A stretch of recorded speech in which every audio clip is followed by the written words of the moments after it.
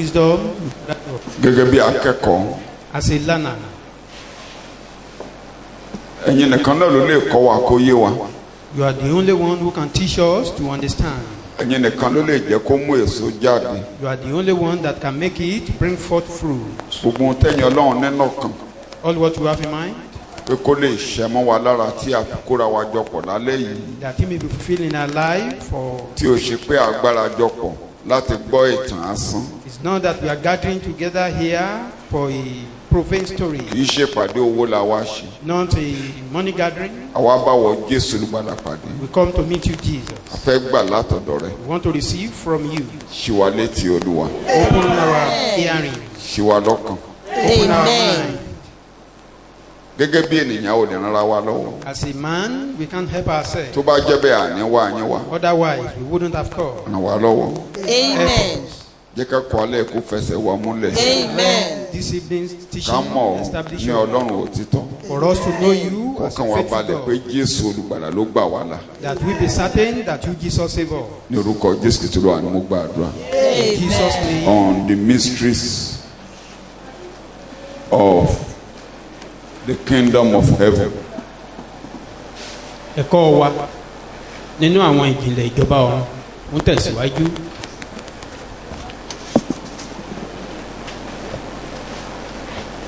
Tonight we want to look at reasons why Christ was speaking in parables.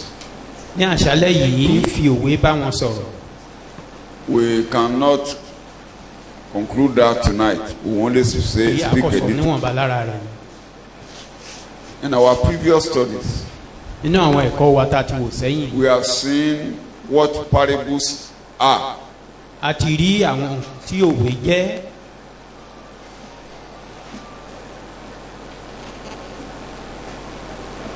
Before Jesus started to interpret the parable of the sower, Kó tó di pé Jésù ń bẹ̀rẹ̀ sí ní túmọ̀ òwe afúrúgbìn, the disciples asked him, àwọn ọmọ ẹ̀yìn ń béèrè lọ́wọ́ rẹ̀ why are you speaking in parables to them? pé èrèdí wo ló fi ń fi òwe bá wa sọ̀rọ̀. And that was a private question. Ó jẹ́ ìbéèrè tán béèrè ní ìkọ̀kọ̀. And we want to look at that, his answers. A sì fẹ́ wo àwọn ìdáhùn sí tí Jésù ń fún wọn.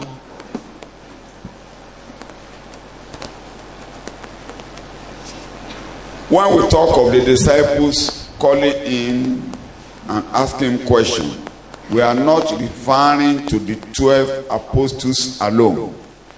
According to Mark chapter 4, verse 10. Let's quickly look at that. Níbí yìí àwọn ọmọ ẹ̀yìn kò túmọ̀ sí àwọn méjìlá nìkan gẹ́gẹ́ bí a ṣe rí nínú ìwé Lúùkù Máàkì orí kẹrin ẹsẹ̀ ìkẹwàá. Chapter 4, Ìwé Máàkì orí kẹrin verse 10. ẹsẹ̀ ìkẹwàá. Let's quickly read that. Nígbà tí ó kù òun nìkan, As soon as he was alone, àwọn tí ó wà lọ́dọ̀ rẹ̀ pẹ̀lú àwọn méjìlá bi í léèrè ìdí òwe náà. those who were around him with the 12 apostles began to ask him So about the we are parables. not, it is clear that it is not the 12 alone Ó ti yé wa níbi that pé gather together and ask him the question, why are you talking in parables? kì í ṣe àwọn méjìlá nìkan ló wà níbi tí àwọn ọmọ ẹ̀yìn ti ń bi èrè fún bá wọn sọ̀rọ̀. Those disciples or those who are around him Àwọn ọmọ ẹ̀yìn rẹ̀ àbí àwọn tó yíká could not comprehend what the story of the sower meant. òye ìtumọ̀ òwe afúrúgbìn kò Which they couldn't understand, òye rẹ̀ kò yé wọn ohun tó túmọ̀ sí òye wọn. even though they have ideas about parable as a way of comparing physical things with the spiritual things. Bó tilẹ̀ jẹ́ pé wọ́n rí gẹ́gẹ́ bí àfiwé ohun ẹ̀mí àti ohun tí a bá. When a teacher is about to bring a religious truth out, they see parables in general that it can help a teacher to bring secret things out and apply those things to spiritual things. Gẹ́gẹ́ bí fífi nǹkan wé ara tàbí òwe láti ṣe àlàyé àwọn òtítọ́ ọ̀rọ̀ ẹ̀sìn. ìtumọ̀ òwe ní àpapọ̀. Luke chapter 8 verse 9, Mark chapter 4 verse 13. ìwé Lúùkù orí kẹjọ ẹsẹ̀ ìkẹsàn-án, ìwé Máàkì orí kẹrin ẹsẹ̀ kẹtàlá. àwọn ọmọ ẹ̀yìn rẹ̀ sì bí léèrè wípé And when his disciples asked him kí lẹ lè pọn òwe yìí sí. the meaning of this parable, In other words, let's look at Mark. Compare them together. We'll be able to know where we are so that we can. ó sì wí fún wọn pé Yes. èyí wà ti ṣe lè mọ òwe gbogbo.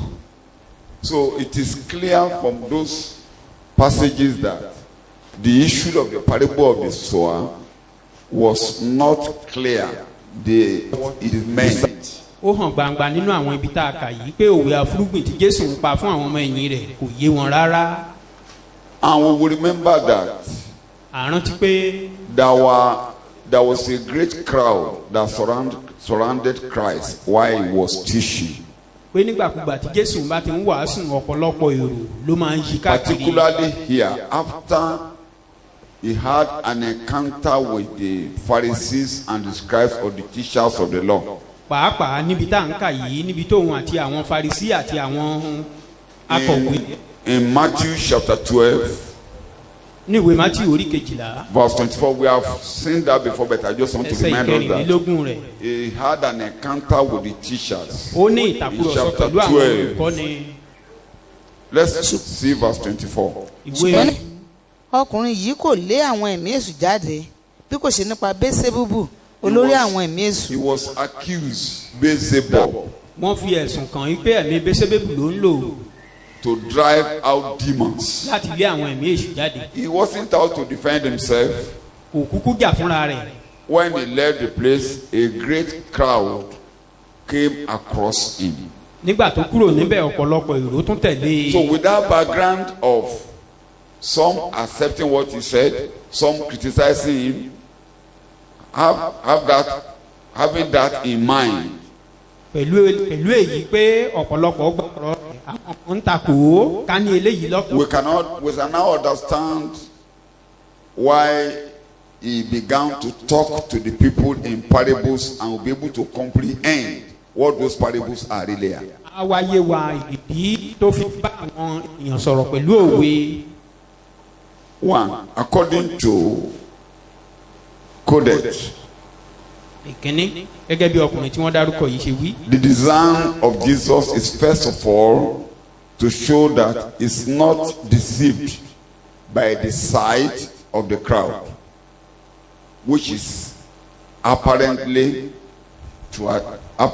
to attentive. You can read. Jésù ń kọ́kọ́ ṣe àfihàn rẹ̀ pé rírí èrò púpọ̀ tí wọ́n ṣe bíi pé wọ́n gbọ́ ọ̀rọ̀ òun kò tán òun jẹ́. Thank you very much. Then, in the first case, he is speaking here in parables. Get that far. According to this man, which is thought is also correct, that he was not deceived by a big crowd. The crowd was a huge crowd. He wasn't deceived.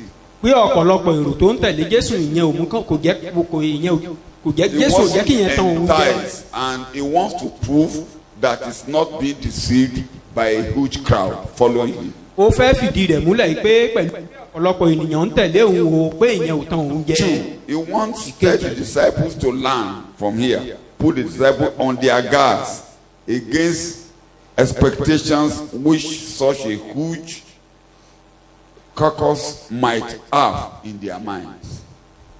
ní ìkejì ni pé ó ń pèsè ọkàn àwọn ọmọ ẹ̀yìn sílẹ̀ láti mọ̀ pé onírúurú èrò ni ó lè wá ní ọ̀pọ̀ èrò bẹ́ẹ̀. That is, people coming to him, all of them have their hidden agenda. pé oníkálukú ló ní nǹkan ìkọ̀kọ̀ tirẹ̀ So lọ́kàn. for every preacher, every disciple of Christ that will follow him, you should know that when there are many crowds, it doesn't mean that they are all interested in listening to you. fún gbogbo wọn sí pé gbogbo wọn ló ṣe tán àti gbọ́ nǹkan tó ń sọ. Jesus wanted to establish, or is trying to establish, that personally is not moved by any crowd. Jésù ń gbìyànjú láti fìdí rẹ̀ múlẹ̀ pé òun gẹ́gẹ́ bí ẹnìkan pé bọ́n ṣe pọ̀ yìí o kò tán òun jẹ́ ìkejì. That you disciples following me, be on your guards. People coming to you have their hidden agenda. They have so many things in their mind. don't be deceived. ìkejì ó ń sọ fún àwọn pé ẹ̀yin tẹ́ ẹ jẹ́ ọmọ ẹ̀yìn ẹ máa kíyèsára kẹ́mọ̀ yìí pé ọ̀pọ̀lọpọ̀ àwọn èrò tó ń tẹ̀lé yín oníkálukú ló ní nǹkan ìkọ̀. Let's see his approach in two places to confirm that. ẹ jẹ́ ká wo bó ṣe ní ọ̀nà méjì tó ti fìdí rẹ̀ múlẹ̀ káwọn níbẹ̀. Sorry, John chapter 6. John chapter 6. ìwé Jòhánù orí kẹfà. Let's quickly remind ourselves of this story. It will make Christ about crowd, big crowd, and the way of approach. á jẹ́ kí ohun tí Jésù ń sọ nípa ọ̀pọ̀ èrò ó lè yé wa.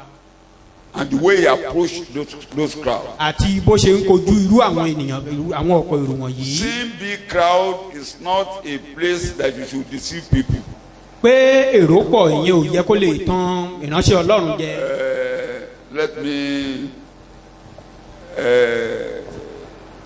on Saturday or Friday, ọjọ́ Jímọ̀ a friend of mine was at Gun Home and we were celebrating his passing away, the burial ceremony. mo lọlé àlọ́ṣe ìsìnkú. The man of God that preached, it was in the Methodist Church. ìránṣẹ́ Ọlọ́run tó wàásù níbẹ̀ ní ìjọ. The crowd, there was a very huge crowd. èrò pọ̀ lọ́pọ̀lọpọ̀. So many bishops, so many ministers. àti àwọn ìránṣẹ́ lóríṣiríṣi. The patriarch of the church who couldn't come for one reason or the other had to send somebody. àwọn àgbà ìjọ tí ò lè wá wọn ní fún ìdí kan bí òmíràn wọn ní láti ránṣẹ́. I was a little bit happy because I left the Anglican church, Anglican service. I went for a burial in the Anglican church. I left, the service started by 10. I left the place about 11:10 or 11:15, moving to the Methodist church. mo lọ sí Anglican mo lọ. So I had two burials at home. òkú méjì mo lọ ṣe ní ọjọ́ tí mo sọ yìí mo kúrò níbi tí ìkíní níbi aago mọ́kànlá kọjá padà wá sí Methodist. And the man of God in the Anglican church, ìránṣẹ́ Ọlọ́run tó wàásù níbi let me àkọ́kọ́ say, he had no message. kò ní ọ̀rọ̀. I couldn't hold on anything. Because when I go to church, I want to hear you talk. ìgbàkúgbà tí mo bá ti lọ sínú ìjọsìn mo fẹ́ gbọ́ ọ̀rọ̀ tí oníwàásù ń People sọ. sat inside and outside. ọ̀pọ̀lọpọ̀ àwọn èrò pọ̀ níwájú ìta àti nínú ilé. At a stage, most of the time, he was speaking the biography of the madam that died. ọ̀pọ̀lọpọ̀ ìgbà ọ̀rọ̀ nípa obìnrin tó kú gan-an ló fi ń ṣọ̀rọ̀ sọ. ìtàn ìgbé ayé rẹ̀. So when I got to the Methodist church and the man of God started, nígbà tí mo dé ṣọ́ọ̀ṣì kejì Methodist ìjọ. he looked at he said he will be doing a disservice to the Presbyterian man of God that has just gone home, that they are putting his coffin down. He will be doing a disservice to him. pé òun ò ní ṣe dáadáa fún ọkùnrin tó ń ṣe lónìí pé nǹkan tó wọn á máa ṣe àṣìṣe tó ń bá bọ́ sáàárín ẹ̀yin ìjọ kó o bẹ̀rẹ̀ sí í pọ́n yín torí pé èrò wà kó o máa pọ́n yín kó o máa tù yín lára ó nítorí ẹni tó wà ní òpósí yìí nígbà tó wà láyé kèé pọ́n yàn.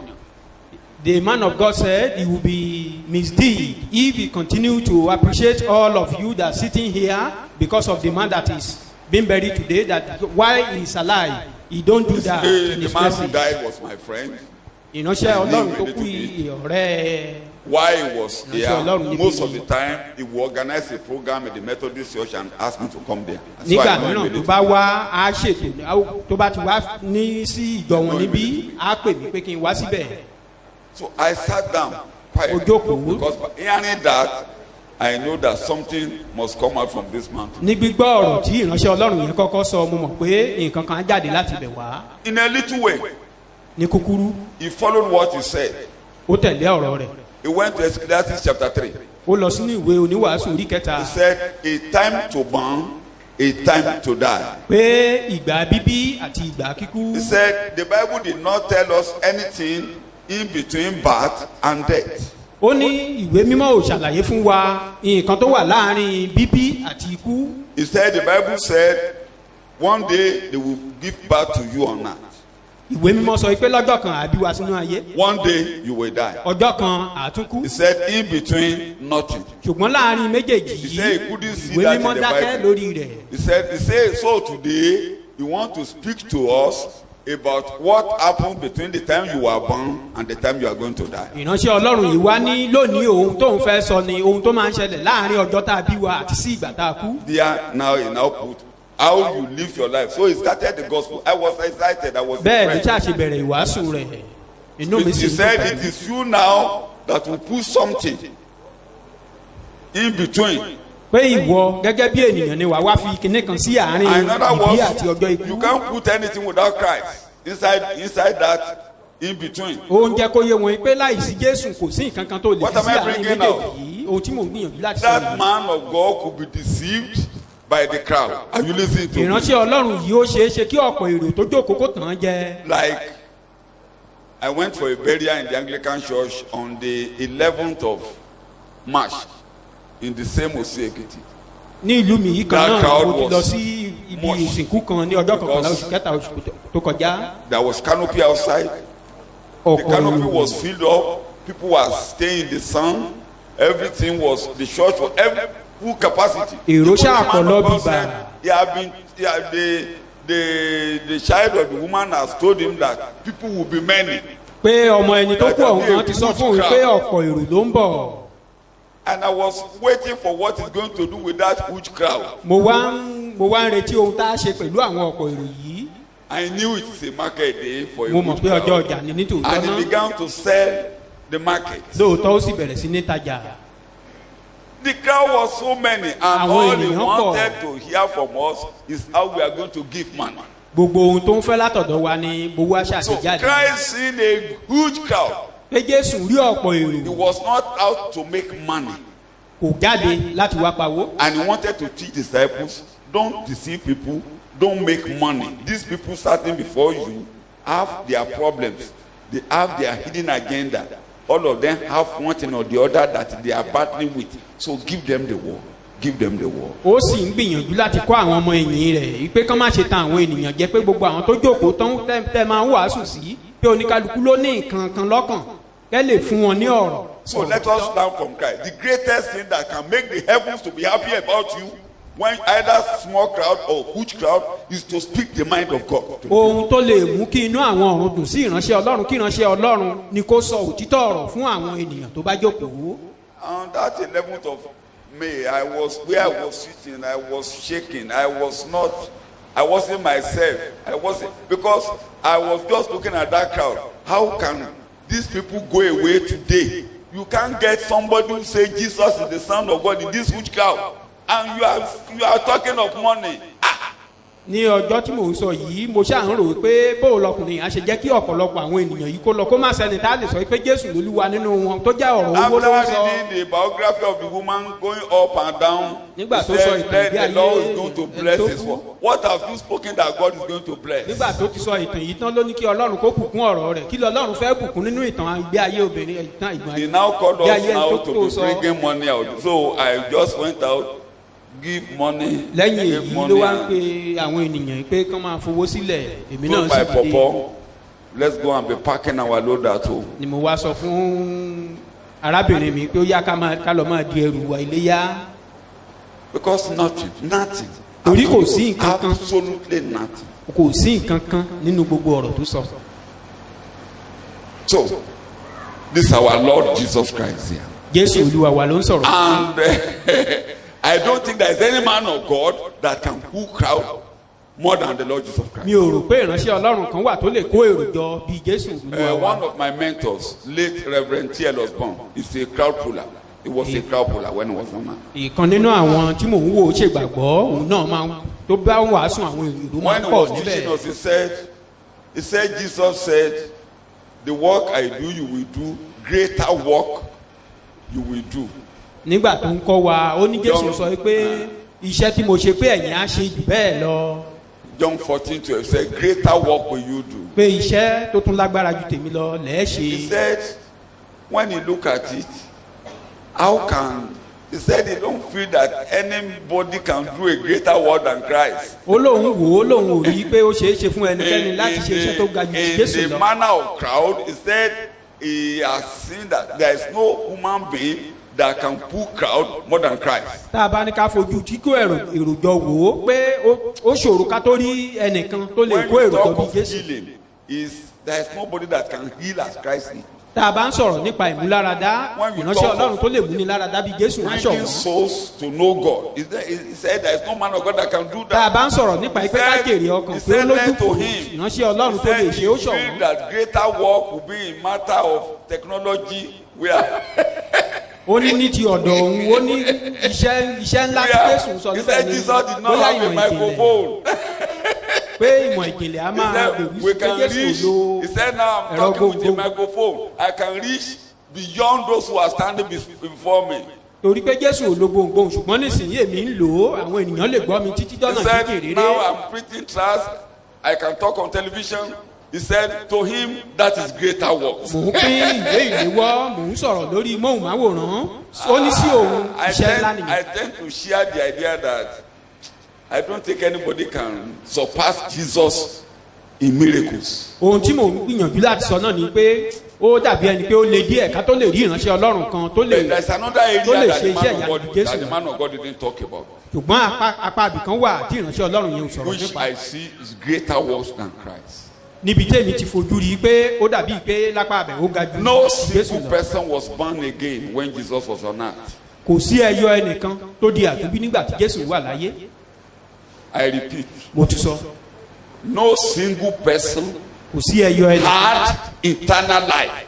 tó ní ìyè àìnípẹ̀kun They believe in Christ. They wọ́n come to gbàgbọ́ him. nínú Jésù wọ́n wá sọ́dọ̀ rẹ̀ Christ has not been slain. ṣùgbọ́n àti ìpa Jésù The Kristi work of redemption has not been completed. ètò ìràpadà ò tí ì ṣá àti God ìṣàpépé rẹ̀ has not been pleased.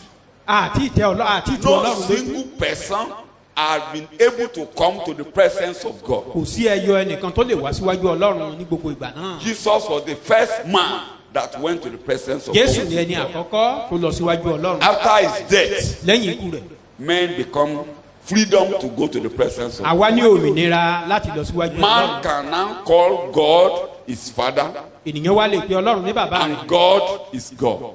àti Ọlọ́run ní Ọlọ́run So wọn. after Christ, to me, quoting Isaiah chapter 49, ìwé Àìsáyà orí kọkàndínláàádọ́ta he said, I've labored in vain pé mo ṣiṣẹ́ lásán because he labored on Israel and Israel did not accept him. torí ó ṣiṣẹ́ lórí àwọn ọmọ Ísírẹ́lì síbẹ̀síbẹ̀ So to wọn me, tẹ́wọ́ gbà á. greater was is that we will not labor in vain. lọ́dọ̀ tèmi ohun tí mò ń sọ ni pé àní ṣiṣẹ́ lásán Ó lóun lo agbára òun lásán. that is a labour in vain. Ẹsẹ̀ ìkẹrin ìwé 49. Àìsáyà orí kọkàndínláàádọ́ta ẹsẹ̀ nígbà ìkẹrin náà ni mo wí pé èmi ti ṣiṣẹ́ lásán I have laboured in vain. Ẹ èmi ní ti ṣiṣẹ́ lo agbára mi lófo you know walk in I have vain. spent my Mo strength lo for agbára mi nothing lófo. àti lásán. and in empty futility. So when talking of greater was ojútèmi Tá a bá ń tuntun sọ̀rọ̀ wọn nìyẹn o nípa ní iṣẹ́ tèmi ńlá, ni o tí bàbá yẹn ò that sọ is the way I ọlọ́dọ̀ perceive mi. it. Lónìí ẹ ò ní ṣiṣẹ́ lásán. Today may you not walk in Ẹ vain. nílò agbára You lásán. not use your strength in Torí vain àti gbẹ́bọ̀dọ̀ sórí ìtẹ́. because the sacrifice is already on the Àwọn altar. èèyàn lè ní ìyà nípẹ̀kun láti ọjọ́ Pentecost bẹ̀rẹ̀ ní ìyè tí ń wọlé. Ever since the day of Pentecost, people can now have eternal So life. lónìí Today, tẹ́ bá porúkọ Olúwa báyìí you call the name of the Lord. iṣẹ́ ìgbàlá lè máa ṣẹlẹ̀ in masses. The work of salvation can be Mass happening. salvation. People having Ìgbàlà eternal life. lọ́pọ̀lọpọ̀, People having eternal life. ìyà nípẹ̀kun. People going to the presence of God. Kí àwọn ènìyàn máa lọ síwájú Ọlọ́run. God being pleased with human beings. Kí Ọlọ́run So to me today is a day of greater works. Are you listening to me? lónìí ní So we are ìfojúwo doing tèmi not iṣẹ́ only ńlá in ni. the term of technology, that is also correct. Oh. Kì í tilẹ̀ ṣe nípa ọ̀rọ̀ That's ìmọ̀ also ìjìnlẹ̀. correct. We are Ìyẹn on náà internet. lóòótọ́ Now, nìyẹn as I'm here lóòótọ́. today, if we have good network here, we can now be anywhere. People can be looking at us on the globe. Nírú èyí báyìí táfẹ́fẹ́ bá ṣojú ire ibikíbi náà ti lè máa wò wá. The sermon on Sunday, before I got home, is already on YouTube. Ìwàásù So in the ọjọ́ evening, ìsinmi I wọ́n ti quickly jù turned sínú to the afẹ́fẹ́ kí n tó délé. and I was watching. Even not the audio is already on YouTube, so I was looking at the audio on the YouTube. So méjèèjì àti ti àwòrán rẹ̀ we àti ti can say olóhùn that rẹ̀ ó is ti wọnú greater afẹ́fẹ́ kí n tó work. délé. Greater work is greater than that. iṣẹ́ tó ga jù ti Jésù lọ lélẹ́yìí. But today, Ṣùgbọ́n greater lónìí- was in the caliber of people that are getting saved, iṣẹ́ ńlá nípasẹ̀ àwọn tá à ń rí people ìgbà, that are being empowered with the power of the Holy Ghost, àwọn tá à ń fi agbára ẹ̀mí mímọ́ wọ̀, people that are representative of Christ everywhere, àwọn aṣojú Jésù making Kristi disciples of káàkiri Christ. ayé So tó ń we jèrè are ọkàn doing fún Jésù. greater works. Wọ́n ń ṣe iṣẹ́ But ńlá. when you talk of crowd pulling, tá a bá wá ń sọ̀rọ̀ when you nípa talk kíkó èrò of quality and caliber of miracles, àbí èyí ní nobody oríṣiríṣi can iṣẹ́ surpass ìyanu, Christ. Are you kò sí listening to ẹnikẹ́ni me? tó lè ṣe tu Jésù lọ. Nobody can surpass Kò Christ. sí ẹnikẹ́ni tó lè ṣiṣẹ́ ìyanu ju Jésù lọ. I have not read much of people using some few loaves of bread to feed people. Mi ò tí ì ka ọ̀pọ̀ àgbìn tí ì kà á púpọ̀ pé kí n dédé rí i pé Apart from Elisha and ìránṣẹ́ Ọlọ́run Christ. kan lo ìwọ̀nba búrẹ́dì díẹ̀ ó fi bọ́ I ọ̀pọ̀lọpọ̀ think ènìyàn. the church will be full with capacity. Everybody will be rushing. Pé tírú ẹ̀ bá ṣẹlẹ̀ ọ̀pọ̀lọpọ̀ If I ènìyàn bring- la máa sá wá sínú As ìjọ things bẹ́ẹ̀. are becoming difficult now, and you give me 2 bread, or okay, whatever you have, those of you 5 naira, 2 naira, and I pray on that naira, and the naira you get home, your pocket begin to swear. Pé bá a ṣe wà níbí báyìí bí bó ṣe dàbí ẹni pé ìlú You lè díẹ̀ know, yìí my kí n mú house, búrẹ́dì méjì people wá kí n will, sọ́dọ̀ they pọ̀ wouldn't allow me to sleep. They will wake me up. kí n gbàdúrà sí náírà márùn-ún kó di ẹgbẹ̀lẹ́gbẹ̀ nínú I àpò said, rẹ̀ wọn economy kí is ẹni so jẹ́ kí n bad. sùn. Don't worry how much. Pé kí ni kẹ́ má ṣe yọnu. Mélòó èlò ló wà lọ́wọ́ rẹ gan? 50 naira, and those 50 naira, they just go home and they are seeing a huge of Ghana dollar. You are seeing dollar. Those of you who have money and you don't tell the truth, you just go Ìwọ̀nba àwọn with tó mú little. ìwọ̀nba But those kéékèèké who tó mú wá, have little, you tó ń just délé get tó ń ba home lọ́pọ̀lọpọ̀. and you are now getting money in thousands and millions. Tówó wá ń di lẹ́gbẹ̀lẹ́gbẹ̀ Tomorrow nínú ilé. morning, people will wake me up. Abi. Láàárọ̀ ìjọ́ kejì àwọn ènìyàn láwá kanlẹ̀kùn inú ilé pé ilẹ̀ ti And mọ́. so, people will be waiting here from 6 o'clock waiting for the man of God. Àwọn ènìyàn tiẹ̀ máa jí débí ni kílẹ̀ ò tó mọ́ náà ti máa dúró de ìránṣẹ́ They Ọlọ́run. want magic. They want magic. They will be waiting here for the man of God. If Wọ́n á máa I'm dúró moving de in the ìránṣẹ́ street, Ọlọ́run. people will be stopping my vehicle. Tí mo bá ń lọ And that- láàrin ìgboro wọn á máa dá mọ́tò mi dúró ni. So, when you talk of greater works, Tá a bá ń sọ̀rọ̀ nípa iṣẹ́ tó ga jù ti Jésù lọ. in the manner of miracles, nobody can surpass Christ. Tá a bá ń sọ̀rọ̀ nípa tiṣẹ́ ìyanu kò What sẹ́ni am I tó lè trying ṣe to ju say? ti Jésù lọ. Kí ni mò ń He's gbìyànjú a láti crowd sọ? puller, but Pé ó máa ń kó èrò jọ he's lọ́pọ̀lọpọ̀. mindful of the soul of man. He was mindful of the soul of man. Ṣùgbọ́n ohun Chapter 6, let's begin to read a little bit and see what we are talking about.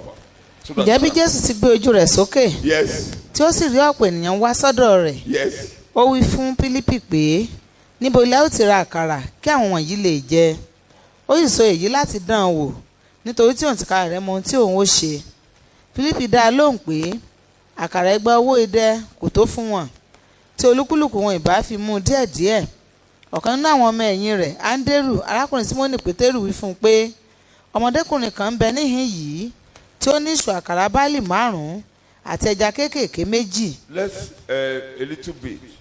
It is only Christ who understands the needs of man, Jésù nìkan ló mọ àìní oníkálukú. and he knows what he will do about your case. Ó sì mọ ohun tá a ṣe nípa ọ̀rọ̀ ti oníkálukú wa. He won't let you say, man of God, to do that. Bó tilẹ̀ jẹ́ pé ìránṣẹ́ Ọlọ́run Man náà là á of God lò. does not know what to do about your case. Ìránṣẹ́ Ọlọ́run ò mọ ohun tóun lè ṣe nípa ọ̀rọ̀ God may ẹnìkọ̀ọ̀kan. make him to be aware a little Ọlọ́run kò lè fi òye hàn níwọ̀nba díẹ̀ kékeré under the anointing. lábẹ́ ìfàmì òróró You yàn. not even know the people that are concerned under the anointing. Ìránṣẹ́ Ọlọ́run bẹ́ẹ̀ You gan may lè má know mọ ẹni that tí you ọ̀rọ̀ ń have kàn. one needs or the other. Ó kò lè mọ̀ pé a nílò But àṣẹ aláìní no àwọn man kankan. of God knows what to do about your case. Ṣùgbọ́n kò sí ìránṣẹ́ Ọlọ́run kan The tó mọ nǹkan tóun methodology lè and ṣe the modalities nípa of solving your ẹnìkọ̀ọ̀kan. problem is in the hand of Christ. Ọ̀nà àti gbà àti yanjú ìṣ It's Christ. ibi tó yẹ kí àwọn ọmọ ẹ̀yìn ti kẹ́kọ̀ọ́ lélẹ́yìí pé ẹyọ ẹnìkan tó ní kọ́kọ́rọ́ òun ni Jésù. Here he knew what to do. Níbi ó mọ ohun tó He yẹ kó was ṣe. aware the people are hungry. ó yẹ pé ebi ń pa àwọn ènìyàn. The people must be fed before departing. a sì ní láti He knew bọ́ that. wọn kan tó tú wọn ká. So he knew everybody. ó mọ ẹnìkọ̀ọ̀kan. So there is no how we gather together in the presence of God would he understand your case. kò sí bá a ṣe kóra jọ níwájú ọlọ́run òye He ẹnìkọ̀ọ̀kan knew, wáyé. he knows what you need. ó mọ ohun tá a fẹ́. And he himself had the key to your problem. òun nìkan ló sì ní kọ́kọ́rọ́ sí Even ìṣòro. though he could put some things to you, revelations, bó tilẹ̀ jẹ́ pé ó lè dreams, fi ìfihàn. there are certain things he can put to you. àwọn nǹkan kan kó He kọ̀ has ṣáà the wá. key, he has the answer. ṣùgbọ́n ọwọ́ rẹ̀ ní kọ́kọ́rọ́ àti ìdáhùn Look wà. at him asking Andrew here, what do you, how ẹni do ó we ń feed bèrè these lọ́wọ́ people? andérù níbí kí la fi bá Can the àwọn ènìyàn. disciples feed the people? ṣé àwọn ọmọ ẹ̀yìn lè bọ́ àwọn Can ọmọ the ènìyàn. answer they gave solve the problem? ṣé ìdáhùn tí wọ́n dá Jésù lóhùn ṣé ó lè yanjú There are ìṣòro some ọ̀rọ̀? dreams, some things, some revelation pushing to you. Àìmọye It doesn't aláìsí solve the ìmọ̀ tó fi hàn problem. wá It's tí ò lè only yanjú pushing ìṣòro. those things to you. ó He kàn has mọ́nà the fún wa ní àwọn answer. eléyìí ní ọwọ́ Are rẹ̀ you ní ìdáhùn listening wà. to me? ṣé ẹ̀ ń gbọ́ mi. He's the only person who knows what to do. òun ní ẹyọ ẹnìkan tó mọ So nǹkan let tó him mọ. know the revelation you put to me is not the answer. You have the answer. tètè sọ fún My Ọlọ́run padà dream pé is àlá not the tó fi hàn solution. mí ìran tó Is fi the hàn dream the mí solution? mi ò mọ àná Is your àbáyọ dream sí the solution? ọwọ́ rẹ̀ ló wà. Is the revelation you have the solution to your ṣé case? ìran tó fi hàn wá ní àní Is ọ̀nà what àbáyọ. somebody said the answer to your case? ṣé ohun tí ẹnìkan sọ ní ọ̀nà àbáyọ sí Question ìṣòro could rẹ. be, they could even throw a question to you in a dream. wọ́n tiẹ̀ lè béèrè And you ìbéèrè could be lọ́wọ́ rẹ asking lójú so àlá. many men of God. And God, that could be putting some things in your heart that you don't have a solution to. Ọlọ́run lè máa fi àwọn Jesus kankan sí has ọlọ́kàn the tó lè answer. tó mọ ọ̀nà àbáyọ rẹ̀. Jésù nìkan ni ìdáhùn sí. So we are going to talk to him a little bit tonight. àkọ́bá sọ̀rọ̀ níwọ̀nba. Tell him you have the answer. ká sọ fún yín pé ìwọ ló ní know ìdáhùn sí ohun what to gbogbo. do. o mọ ohun tó tọ́ láti ṣe. You know what to do. o mọ ohun tó tọ́ láti ṣe. The question you are asking me is not the solution. ìbéèrè tó ń bi mí kọ́ ni ọ̀nà The àbáyọ. dream I had is not the solution to àlá my tí mo case. lá kọ́ ni ọ̀nà àbáyọ The sí ọ̀rọ̀ revelation mi. I had is not the solution to my case. ìfihàn tí mo ní kọ́ ni You ọ̀nà know tí what mo you ní are kọ́ ni going to ọ̀nà do about àbáyọ. my case. ṣùgbọ́n ìwọ Ọlọ́run mọ ohun tí wàá ṣe. You know what you are going to do about my o case. mọ ohun tó o fẹ́ ṣe lórí So I ọ̀rọ̀ have mi. come to you. You know what to do. mo ti wá You Olúwa. have the key, o you mọ have ohun tó the tọ́ answer. láti ṣe o ní kọ́kọ́rọ́ o ní You have the ìdáhùn sí. answer. You have the kọ́kọ́rọ́ wà answer. lọ́wọ́ rẹ ìdáhùn sí wà lọ́wọ́ That rẹ. problem that is facing me, you have spoken, but I don't know what to do. ìṣòro tó ń dojúkọ mí yìí lóòótọ́ o ti sọ̀rọ̀ ṣùgbọ́n mi ò mọ ohun tó tọ́ Like láti you ṣe. spoke to Andrew, that the word you spoke to Andrew is not the answer. ọ̀rọ̀ tó bá ń dẹ́rù sọ kì í ṣe òun ní ìdáhùn So sí. you two have spoken, but that's not the answer. ìwọ o ti bá mi sọ̀rọ̀ nítòótọ́ ṣùgbọ́n kì í ṣe ìdáhùn sí You have the ìrọ̀lẹ́. answer, o ní ìdáhùn sí. and you know what to do. o sì mọ ohun tó So tọ́ I'm láti ṣe. looking unto you tonight. mò ń wojú rẹ ní àṣálẹ́ yìí.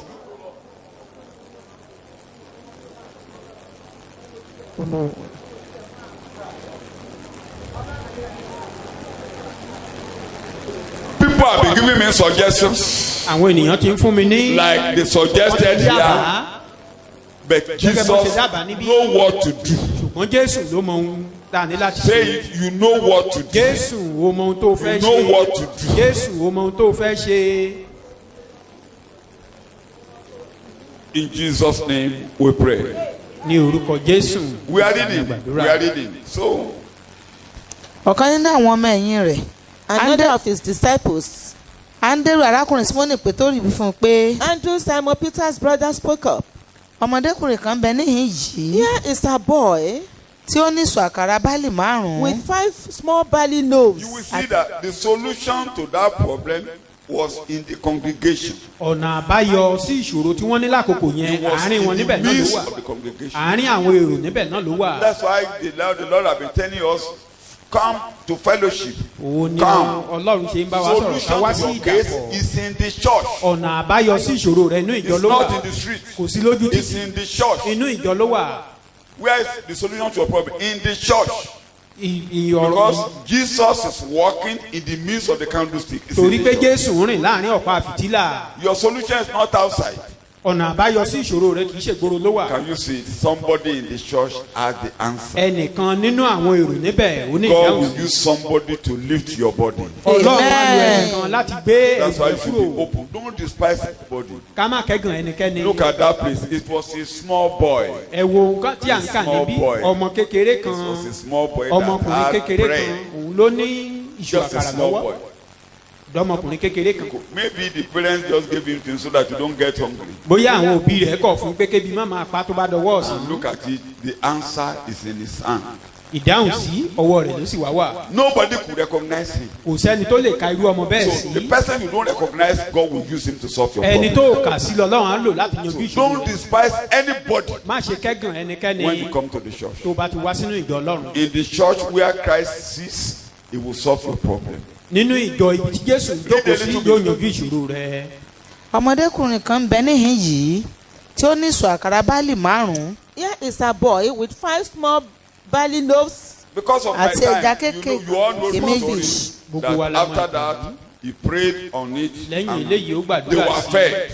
a sì bọ́ wọn. Verse 24, ẹsẹ̀ ìkẹrìnlélógún. so that you can get where I'm going. nítorí náà Yes. nígbà tí àwọn èèyàn rí i pé So the people, finding that jésù kò sí níbẹ̀ neither Jesus tàbí àwọn ọmọ ẹ̀yìn rẹ̀ nor his disciples were there, àwọn pẹ̀lú wọ ọkọ̀ lọ sí kapanaamu. Yes. Themselves You know, I got into told the you in small morning, boats. I Wọ́n told you wá some time Jésù. ago, if came to if there Capernaum is a looking for miracle of Jesus. money coming to your pocket now, people will come to my house. ẹ mọ̀ pé mò ń sọ lẹ́ẹ̀kan pé now kí iṣẹ́ ìyanu Jesus owó led máa the ṣẹlẹ̀ place àwọn and they are ènìyàn now wá looking nílé. for him.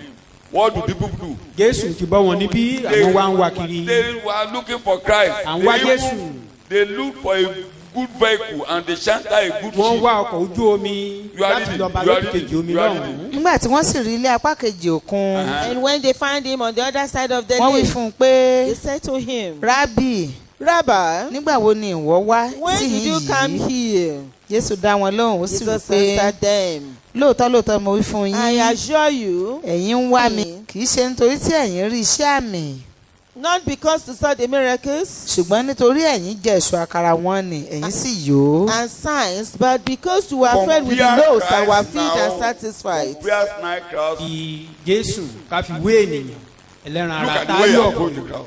ẹ wo bó ṣe Why are you bójútó ọ̀rọ̀ looking wọn. for me? You are not looking for him because of the miracles. You are not looking for me because of the word of God. You are eating bread and you are full. Oh, And you want more bread. ó sọ fún wọn ó ní kì í ṣe pé ẹ̀ ń wá mi tìtorí iṣẹ́ ìyanu kì í ṣe pé ẹ̀ ń wá mi tìtorí ọ̀rọ̀ ọlọ́run tí mo bá yín sọ Look ṣùgbọ́n at this. tìtorí pé ẹ ti jẹ Let iṣu us look àkàrà. at the caliber of message he gave to them. ẹ wo irú ọ̀rọ̀ Read tó a bá wọn little sọ. bit. Yes. ẹ má ṣe ṣiṣẹ́ fún oúnjẹ tí í ṣègbé Stop toiling Can you and see? doing and producing for the food that perishes. That's the way he Ṣùgbọ́n approached the crowd. ṣùgbọ́n fún oúnjẹ tí í wà He now began ìyà to talk to ìnípẹ̀kun. the crowd on how to have eternal life. ó wá bẹ̀rẹ̀ sí ní kọ́ wọn bọ́n ṣe lè ní ìyè àìnípẹ̀kun. You are reading. But strive and work and produce rather for the lasting food Don't which be running down endures because of food. Ẹ má unto máa eternal sá life. torí Look for àtijẹ. something that will sustain you forever. ẹ wá ohun tó lè bójútó ayé yín títí This thing will láéláé. not sustain you always. eléyìí ò lè máa tọ́jú yín títí Look for láéláé. what will sustain you always. ṣùgbọ́n ohun tá a máa bójútó yín títí. A digression. mo yàbá. Anytime God performs special miracles or does any special thing in your ministry as a minister of God, is a tool to make you to speak the truth ìgbà and dish out the gospel. ìgbàkúgbà tí ọlọ́run bá ṣe iṣẹ́ ìyanu níbi iṣẹ́ ìwàásù Any tá à ń ṣe miracle, anything. iṣẹ́kíṣẹ́ àbí ohunkóhun tí ọlọ́run bá Either in ṣe this crowd, the crowd should be told the truth. ó jẹ́ irinṣẹ́ How fún will ìlú they oníwàásù get bẹ́ẹ̀ eternal láti sọ life? òtítọ́ láti má ṣe lè rí ìyà nípẹ̀kun. That's the way Jesus handled crowd.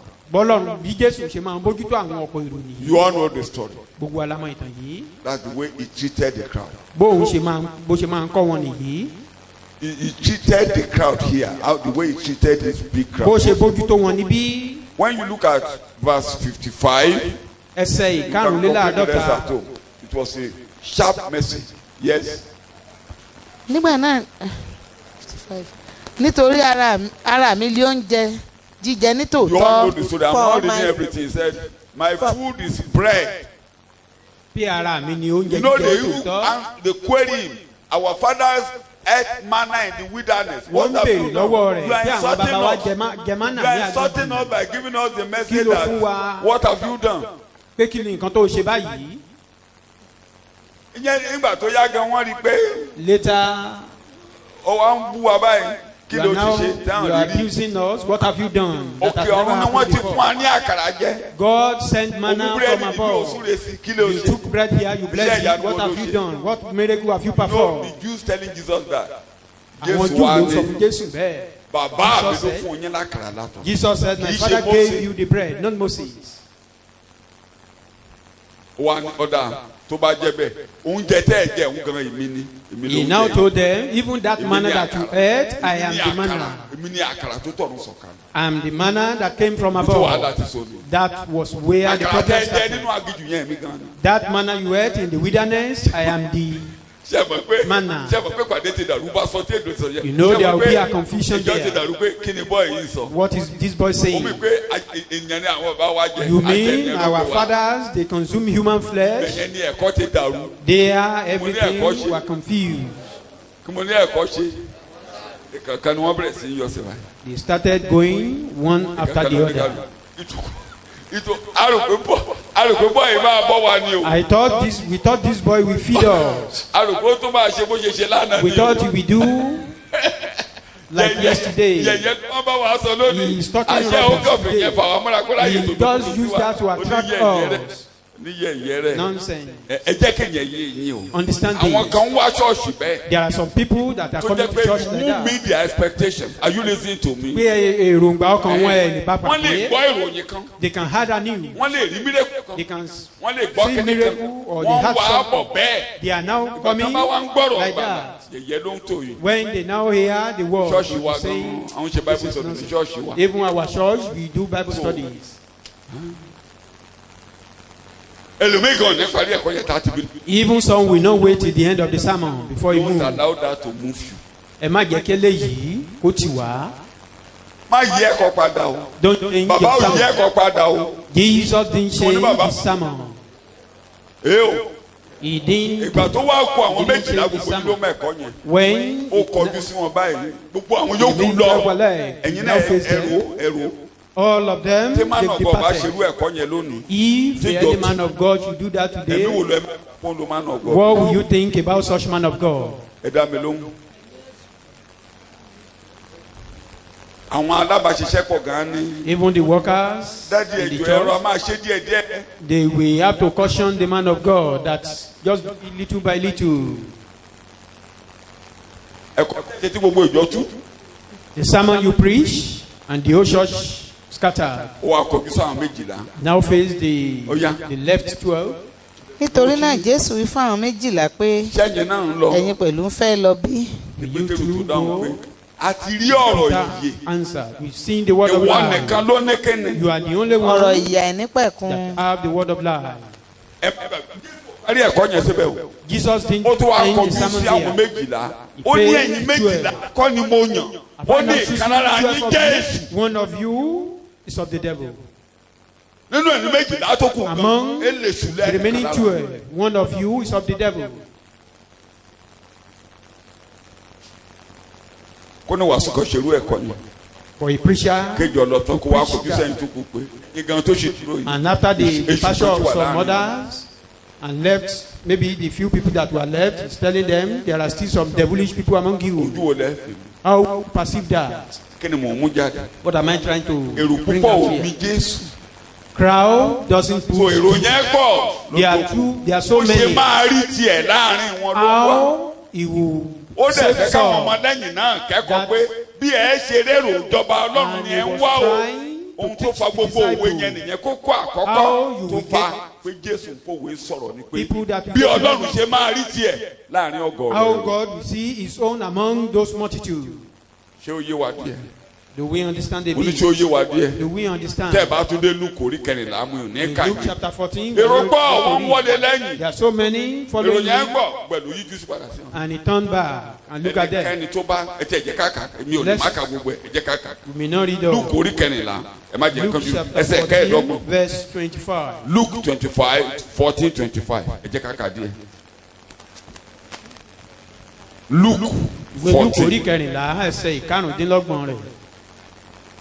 ṣùgbọ́n ọmọ rẹ̀ èyí ẹ̀gbọ́n ti wà lí oko. Ìwé Luke orí kẹrìnlá ẹsẹ̀ ìkarùndínlọ́gbọ̀n. àwọn ọ̀pọ̀jọ́ ènìyàn ń bá a lọ. Now Ọ̀pọ̀- each crowd were going along with Jesus. ó sì yí padà Ó And yí he padà. turned ó sì fún wọn pé and said to them, bí ẹnìkan bá tọ̀ mí wá if Abeg- anyone comes to me, Èrò mi yá yìí.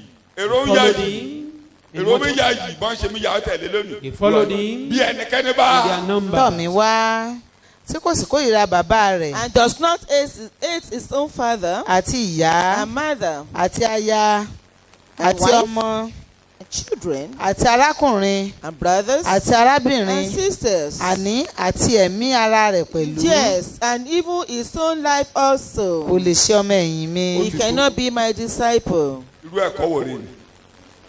What type of sermon is that?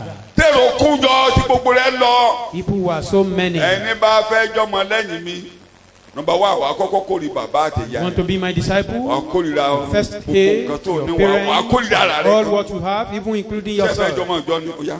You want to become my disciple? gbogbo ń Follow tẹ̀lé me. bọ́dà ń tẹ̀lé ẹni bá fẹ́ tẹ̀lé mi You want to lẹ́yìn follow me? wàá kórìíra bàbá. You have to hate your father, ẹni bó your ṣe mother. treat the crowd. Look at how he handled the crowd. ó fẹ́ kí n tí òun wá wáyé kó nítumọ̀. He want they are coming to this world to be meaningful. ẹnìkan ò lè ṣe ẹ̀kọ́ tó lè bí Jésù. There is nobody Only wàásù to lọ bá preach ṣerú a ẹ̀kọ́ hard ẹ̀dẹ̀ ni. sermon like Jesus. Èmi If fi anyone máa should pè. preach that today, a gbọ́dọ̀ they ó will ṣe say is devilish. ẹ ti jẹ́ ká kẹ́kọ̀ọ́ lọ́dọ̀ Paul. Let's èmi learn kò from lo Paul. ọ̀rọ̀ ìpọ́nni ní ìgbàkúùgbà ó ní Ọlọ́run ní ẹlẹ́rìí a ò gbọ́dọ̀ pẹ́yìn jọ jù tó ń fi máa rí gbàlà a ò lè máa lo ọ̀rọ̀ tó máa fà wọ́n wá ṣùgbọ́n ẹ má jẹ́ àtànìyàn jẹ. We cannot but use Jésù some encouraging ò tàn lè jẹ. word, but we Mo ní shouldn't Jésù deceive ṣe. them. Jesus didn't deceive anyone. tóun tó fa òwe nìyí. bí ọ̀gọ̀rọ̀ èèyàn tẹ́ ń rí That the multitude that you do see, oríṣiríṣi èèyàn èròkèrò ló wà lọ́kàn ní kálukú they have táwọn fi wà. different thoughts, kókó àkókò different tó fa òwe nìyí. mindset. ìkejì Matthew orí ìkẹtàlá Matthew chapter ẹsẹ̀ 13, kọkànlá. verse 11. ìdí tí Jésù fi ń sọ̀rọ̀ lówe là ń sọ ni o. torí We are talking of ẹ̀rí where àwọn ọmọ yẹn kò Jesus ṣe bá used ìwé parable. àfúrúgbìn yẹn ó pín crowd sọ́nà mẹ́rin. He divided his Ó soul, pe crowd the sọ́nà crowd mẹ́rin. into four ó sì groups. dáhùn fún wọn pé Yes. Hence he replied to them, ẹ̀yin la fi fún láti mọ ìjìnlẹ̀ ìjọba ọ̀run to Bẹ́ẹ̀ni. you it has been given to know the secrets and mysteries of Ṣùgbọ́n the àwọn kingdom of heaven. ṣùgbọ́n àwọn ilé a kò fi fún. But Kókó to kejì them nìyẹn it o. has not been given. a ti máa wò yòókù lọ́sẹ̀ tó ń bọ̀. We consider yàtọ̀ the sí rest pé next week. ọ̀gọ̀rọ̀ èèyàn yẹn ó ti wò wọ́n báyìí pé Apart oníkàlùkù from ní those, ó dẹ̀ fẹ́ rí tiẹ̀ láàrin he wọn. looked Ọlọ́run á rí at them tiẹ̀ láàrin yín. that God will eventually Ẹ get kẹ́kọ̀ọ́ his yá own tún among ní, you. a Though you máa are rí so díẹ̀ tá a many, máa gbàlà. you will eventually save Saul. ó wá ní ẹ̀yin ọmọlẹ́yìn You disciples, tó ń bá mi rìn following me, Ọlọ́run ní àwọn àṣírí ìjọba ọ̀run. God have some secret of the kingdom of ẹ̀yin ni a God. fi fún láti mọ̀ ọ́n. You have given. ẹ̀ka lẹ́ẹ̀kan No. sí ṣùgbọ́n ní tiwọn But for bíbélì them. sọ̀rọ̀ yes ẹsẹ̀ kọkànlá. ó sì dáhùn wí fún wọn pé Hence he replied to them, ẹ̀yin la fi fún láti mọ ìjìnlẹ̀ ìjọba ọ̀run to you it has been given to know the secrets Ṣùgbọ́n- and mysteries of the kingdom of heaven. ṣùgbọ́n àwọn ilé a kò fi fún. But to them it has not been ẹ̀ka díẹ̀ ní given. ìsàlẹ̀ torí mi ò tí ì dé bẹ́ẹ̀ lálẹ́ ẹ̀bẹ̀ tẹ̀jẹ́ kàkà. nítorí ẹnikẹ́ni tí ó bá ní bẹ́ẹ̀ ni For whoever has spiritual knowledge, òun lè a ó fi fún to Àmọ́ àwọn him òní will lọ́sẹ̀ more be given, òun ó sì nílé ọ̀pọ̀lọpọ̀ and he will be furnished richly, ṣùgbọ́n ẹnikẹ́ni tí kò bá sì ní so that he will have abundance. But from him who has not, lọ́wọ́ rẹ̀ lẹ́ ò sì gba èyí náà tí ó ní. even what he has will be taken away. nítorí náà mo ṣe ń fi òwe bá wọn sọ̀rọ̀. tẹ́lẹ̀ sì ti rọrùn rẹ ni o. This is Ẹni the bá rò pé reason- òun gbọ́n tó ti rọrùn ẹni bá rò pé òun gbọ́n ilé tó lóun lé yan wọn á gbà lọ́wọ́ rẹ̀ Anyone that adolófo. think is wise. This is the the one reason has that I will be speak to taken away them from him. in parables. ó ní ìdí tó ń fi sọ̀rọ̀ nítorí lówe. rírí wọn kò rí Because Àmọ́ having the adébẹ̀jẹ̀ power tó of bá yá. sin, they do not À ń bọ̀ see. ń pẹ́ ni. àti ní gbígbọ́ wọn kò Tó- gbọ́. ṣùgbọ́n ìjìnlẹ̀ ìjọba ọ̀run. Mystery of the kingdom of heaven. nígbà tí mo bẹ̀rẹ̀ ẹ̀kọ́ yìí When I started this, let me change my language when I started this lecture I decided to tell us that the mysteries of the kingdom of heaven is the gospel of Christ in the world today. nígbà tí mo bẹ̀rẹ̀ ẹ̀kọ́ yìí mo sọ fún wa pé ìjìnlẹ̀ ìjọba ọ̀run òun ni Let me read. ìrere Jésù Let nínú me ayé read. ìsinsìnyí. As I said earlier, these 7 parables of Matthew chapter 13, called the mysteries of the kingdom of heaven, together describe describe the result of the presence of the gospel in the world during the present age. Gẹ́gẹ́ bí a ṣe sọ ṣáájú, àwọn òwe méje tí ó wà ní Mátíù orí 13 tí a pè ní àwọn ìjìnlẹ̀ ìjọba ọ̀run. Ó ń sọ ìjọba ọ̀run èso lápapọ̀, ó ṣe àpèjúwe àyè ìhìn rere ní ayé òde òní. Ìyẹn ni pé àkókò máa kà lọ. ìyẹn ni pé àkókò fífúrúgbìn eléyìí tí ó bẹ̀rẹ̀ pẹ̀lú iṣẹ́ ìránṣẹ́ Jésù, iṣẹ́ ìránṣẹ́ Kristi fúnra The rẹ̀. gospel in the world today and the time of seed sowing, which began with the Lord's personal ministry and will end with the harvest. Iṣẹ́ ìránṣẹ́ Kristi fúnra rẹ̀ tí ó sì parí pẹ̀lú In other ìkórè. words, these parables explain what effect the gospel will have in the world. Ìyẹn ni pé ipa wo ni iṣẹ́ ìhìnrere yóò ní lórí nínú ayé. Praise the Lord. Kí hallelujah. Let's put it this way. Number one, Ìkíní, our Lord set forth views as to true nature of the result of the gospel presence. Jésù Olúwa wa ń jẹ́ kí ó di mímọ̀ bí ìhìnrere ṣe máa rí nínú ayé àwọn ènìyàn. Thank you very much. Nyaje koyewa. Such as is partial acceptance among men. Àwọn ènìyàn àgbà lápá kan. Like in the issue of the parable of the sower, Bí òwe afúrúgbìn, the gospel will be received partially. wọ́n á gba ìhìnrere Because díẹ̀. dividing the crowd into 4 categories, only a part will receive the gospel. Ní pínpín àwọn ènìyàn tó pọ̀ yìí sí ipa mẹ́rin, ìwọ̀nba péréte lágbà ìhìnrere nínú wọn. One, roadside believers, Ìkíní, tongue believers, irúgbìn ẹ̀gbẹ́ ọ̀nà. on the rock believers. Only Àárín very ẹ̀gún few lórí àpáta. are humus or good sand. Ìwọ̀nba kékeré ló bọ́ sí orí ilẹ̀ rere. So, talking about those parables, that is the Sọ̀rọ̀ way nípa the àwọn òwe gospel will be yìí in the bí world. ìhìnrere yóò ṣe rí náà It's a ni. mystery Ìjìnlẹ̀ ni that he has to explain. tó ní láti If ṣàlàyé he has fúnra not rẹ̀. explained, nobody will know that. Tí kò bá ṣàlàyé rẹ̀ kò sẹ́ni tó lè yé. The gospel will have a small beginning Ìhìnrere á ní ìbẹ̀rẹ̀ kékeré, and gradual spread. á sì wá máa gbilẹ̀ Become sí big. We'll be getting there when á we wá get there. tóbi. It is the gospel will give room in the gospel in the gospel in the world today. There is allowance for both the wicked and the righteous to live together Lónìí, until the harvest. ìhìnrere ó fàyè gba àwọn ènìyàn rere àti àwọn ènìyàn búburú kán máa dàgbà Believers papọ̀. and unbelievers living in the same world. Onígbàgbọ́ àti aláìgbàgbọ́ kán máa gbé nínú ayé kan náà. The righteous and the wicked Àwọn olódodo living àti àwọn together ènìyàn búburú kán gbé until the papọ̀ time of the harvest. títí di ìgbà ìkórè. According to one writer, Gẹ́gẹ́ bí òǹkọ̀wé kan, religionists or the Jews cannot comprehend this. They don't have the spiritual insight to know how can the righteous and the wicked dwell together. àwọn Júù àbí àwọn ẹlẹ́sìn kò yé wọn pé báwo ni àwọn onígbàgbọ́ àti aláìgbàgbọ́ àbí olódodo àti So àwọn ènìyàn it's ṣe lè máa gbé mysterious papọ̀. to say that a sower is sowing, one on the rocky, one on the roadside, one on this. All the parables he was giving here, they are mysteries. They are mysteries. A small beginning, starting small and becoming big.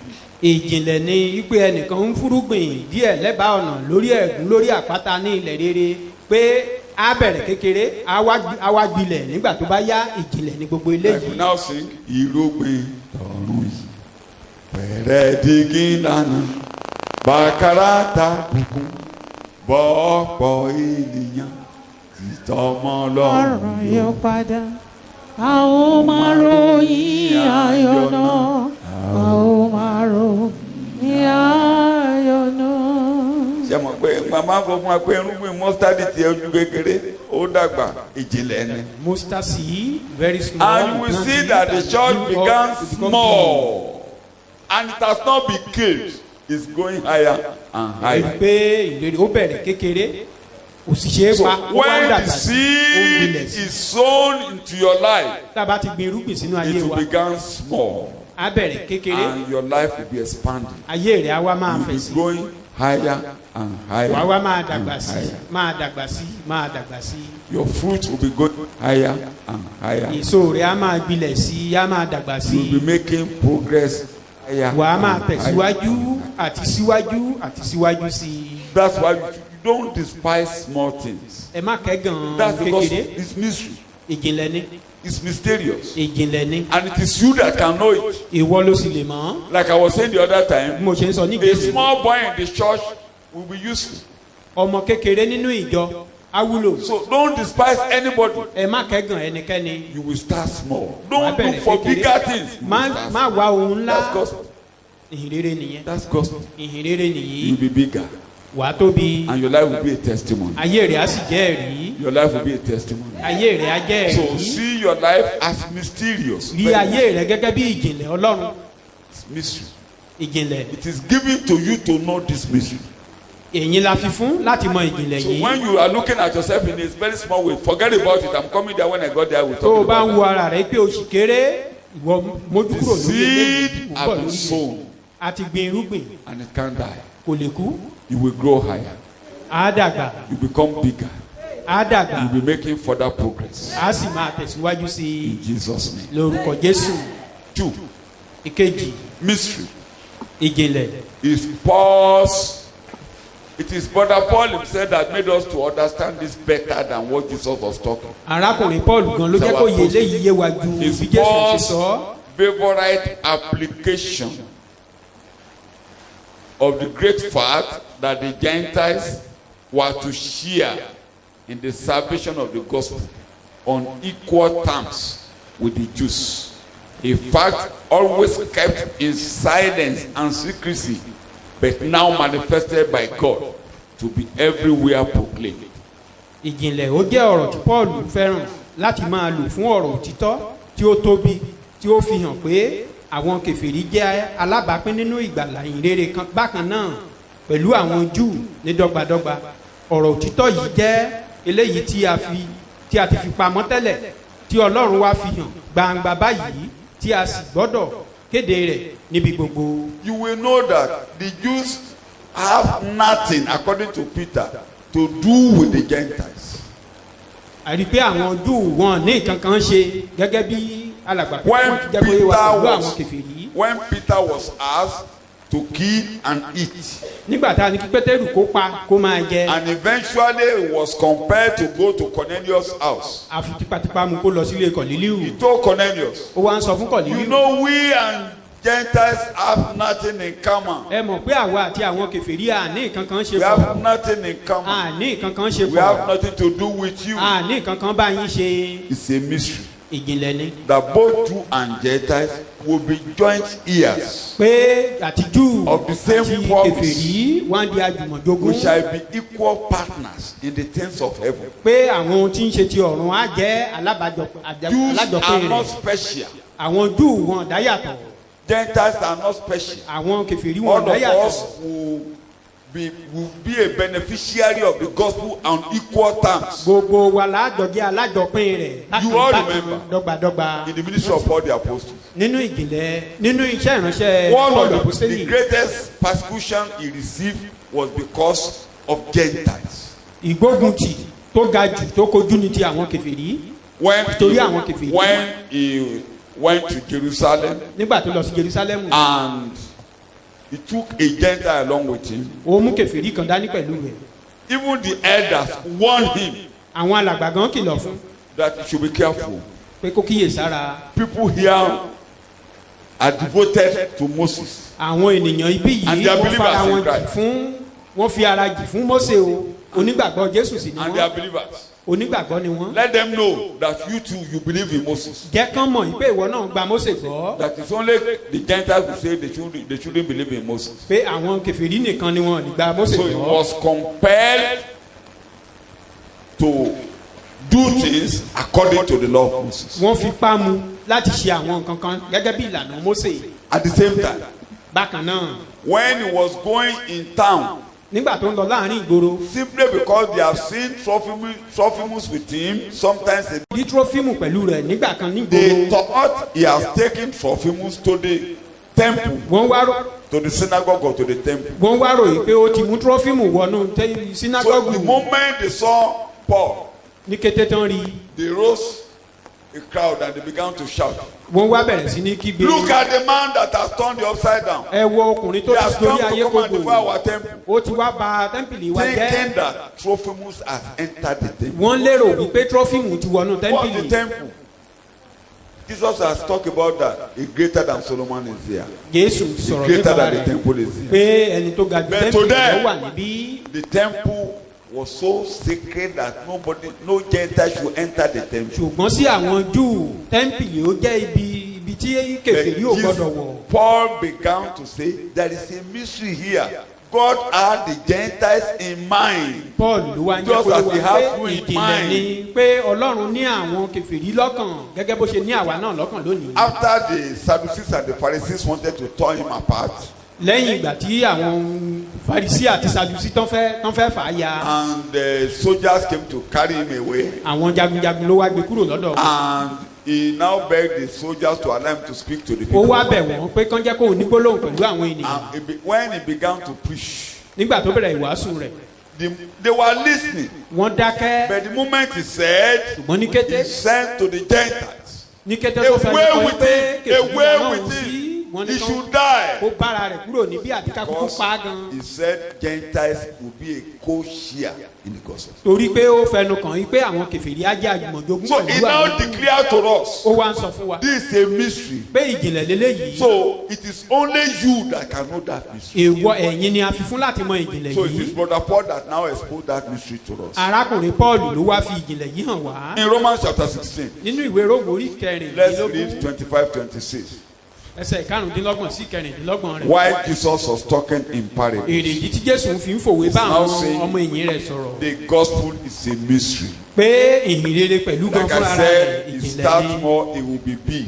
á bẹ̀rẹ̀ ní kékeré When àwa you believe tóbi. in Christ, your beginning will be small, it will be bigger. tó o bá ti gba Jésù gbọ́ tó o ti You jẹ́ will ní grow ìgbàlà bigger. ìbẹ̀rẹ̀ rẹ̀ lè kéré You will grow tòótọ́ bigger. ṣùgbọ́n wàá máa tóbi sí Amen. wàá máa dàgbà sí wàá máa Amen. dàgbà sí. When you are living in the world of wickedness, they will never affect you. bó tilẹ̀ jẹ́ pé à ń gbé nínú ayé The búburú midst yìí of the ṣùgbọ́n wọn ní wicked nípa world lórí ayé will rẹ̀ never be affected. ibi ayé Amen. yìí. You know, he said that while he was praying in John chapter 17. ẹ mọ̀ pé ó ń sọ eléyìí nígbà tó ń gbàdúrà nínú ìwé Jòhánù orí I'm praying kẹtàlélógún for them. mò ń gbàdúrà fún wọn I'm not praying for the mi ò world. gbàdúrà fún ayé I'm praying that it will keep them free mò ń in the gbàdúrà world. pé kó o pa wọ́n mọ́ nínú ayé Keep them away from trouble in the kó o world. pa wọ́n mọ́ nínú wàhálà They are ayé in the world. wọ́n wà They nínú will be ayé of the world. They won't be of the world.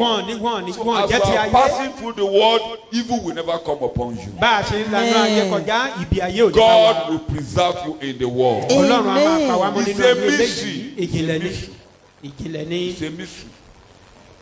Two nations.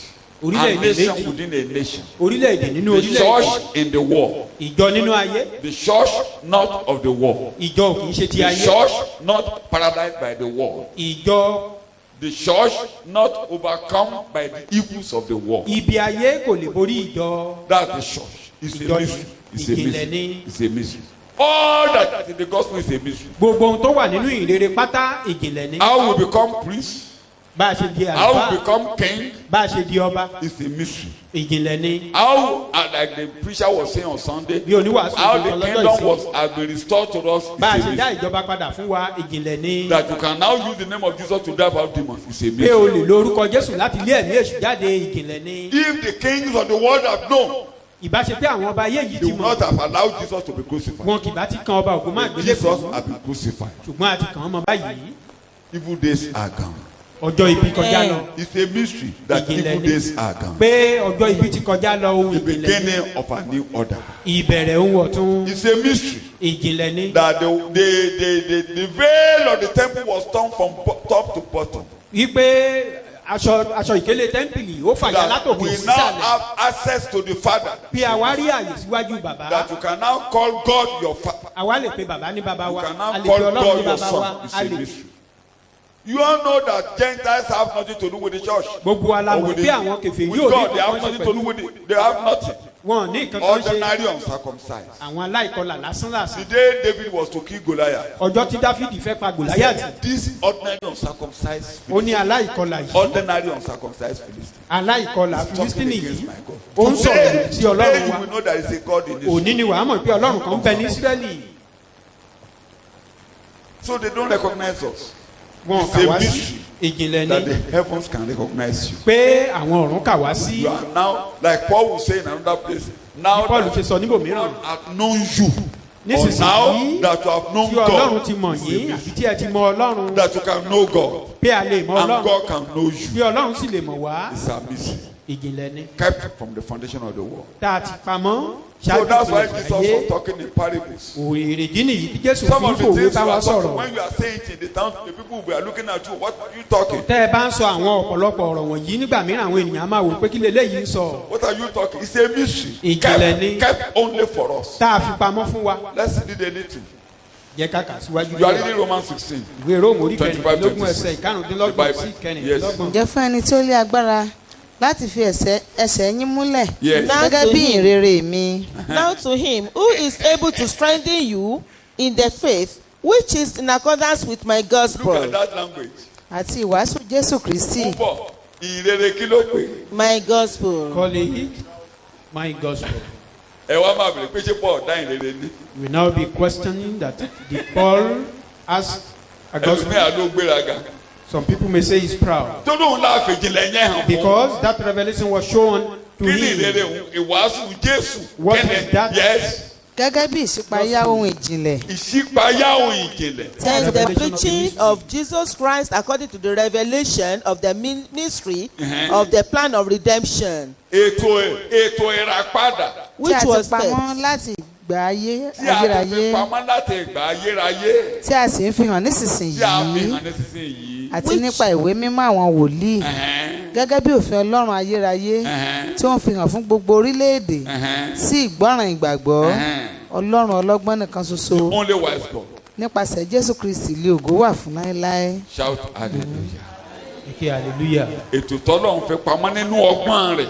A hidden plan of God in Nínú his own ọgbọ́n wisdom. rẹ̀. In his wisdom. Éfésù orí kẹta. Ephesians chapter 3. Ẹgbẹ̀lá orí kẹta ẹgbẹ̀rẹ̀ àṣẹṣẹ kẹta. Ephesians 3. So tá a bá ń sọ pé ẹ̀yin la fi fún láti mọ ìjìnlẹ̀. Saying you are given Ẹni tí ò bá rí ìgbàlà tí ò bá tẹ̀lé Jésù òye ìjìnlẹ̀ yóò lè yé. anyone that So òun ló ṣe ń sọ̀rọ̀ ní òwe torí understand ìjìnlẹ̀ wà this fún àwọn ọmọ Ọlọ́run. that was why he was Ètò speaking in ayébáyé parable. tá a fi pamọ́ ẹ̀yin la máa ti Everlasting pa plan. tá a máa mọ̀. Hidden. Bíbélì lẹ̀ You ń are the one ka that ẹsẹ̀ kẹta. was bí ó ti ṣe pé revealed nípa unto ìfihàn Nípa ìfihàn. and that the Only by mystery revelation. Ẹ̀gbọ́n tó sọ fún Pétérù ni kì í ṣe rárá àti ẹ̀jẹ̀ ló ṣe kéne. ó fi nǹkan yìí hàn ọ́ Bàbá mi ti ṣe kéne. It's not the flesh and blood that Nobody can reveals unto receive you. Christ without a revelation. Kò sí ẹni tó lè gba Jésù láì sí ìfihàn. Ló fi jẹ́ pé ọ̀rọ̀ àwọlé. The word will Ọ̀rọ̀ náà penetrate. bí mo máa lo léde nínú kí ọ̀rọ̀ yẹn kó gún ọ láyà. Maybe Kọ́kàn rẹ̀ the ó word prick gbọgbẹ́. your heart. Kọ́kàn rẹ̀ ó gbiná. Your heart will be inspired Kọ́kàn rẹ̀ ó wà. or tremble. Ìfihàn á jáde nínú ẹ̀. Revelation will come out of you Bí èdè Paul òun gan. like the language of Wọ́n ní nígbà Paul. tó wu ọmọ rẹ̀. When Ó ní ẹgbọ́ ìgbé ayé mi nínú ìwà àwọn Júù. hear my Ó ní nígbà lifetime tó in wu ọmọ rẹ̀ Gàlátíà ní religion wọ́n of kà Jew. yẹn. Ó fi ọmọ rẹ̀ hàn ní. When it pleased his son, he revealed his son in me. Á fi hàn ọ́ nínú ọkàn. Inú Will be ọkàn láti fi revealed hàn ènìyàn. In your Inú heart, ọkàn ni it will be ìjìnlẹ̀ revealed. ni. It's a mystery. Ìjọba bí ẹ̀sìn wọ lọ́jọ́ Sunday. Ìjọba Ọlọ́run ti dé sí. The kingdom of God is in us. Náà yín ìjìnlẹ̀ ni. Àṣírí Ọlọ́run tó pamọ́. That is a hidden Pé ìjọba Ọlọ́run ti dé mystery sínú of yín. God. That the kingdom Sọ of inú God yín is lẹ̀ in wá us. wọ̀. The Ọkàn yín lẹ̀ wá wọ̀ lọ. we Tí prick a sì your yí heart payá and ìjìnlẹ̀. will be open unto you. That is a mystery. Ṣé ń yé mi? Do we understand? Ìdí tó fi ń sọ̀rọ̀ lówe ni. That was why Pé inú he spoke ọkàn in ni o. parable. That is in Àfúrúgbìn your mind. fúrúgbìn ó ń bọ́ sórí ìṣiríṣi Sower ilẹ̀ is inú sowing ọkàn ni o.